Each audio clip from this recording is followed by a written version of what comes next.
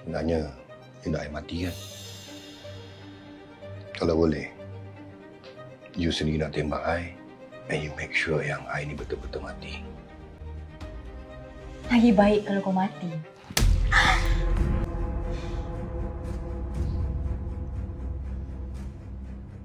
Selama ni kau ingat kau ni hebat sangat kan? Tengoklah, Allah dah tunjuk. Kalau Allah nak tumbangkan kau, macam ni je. Girl, Tampar, biar ada lebam. Biar senang untuk aku report dekat Inspektor Umar kau tu. mana mesej you dengan Aidil tak ke dalam phone? Mesej apa? Mana ada saya pernah mesej Aidil? You jangan tipu I. Rasa perempuan kata,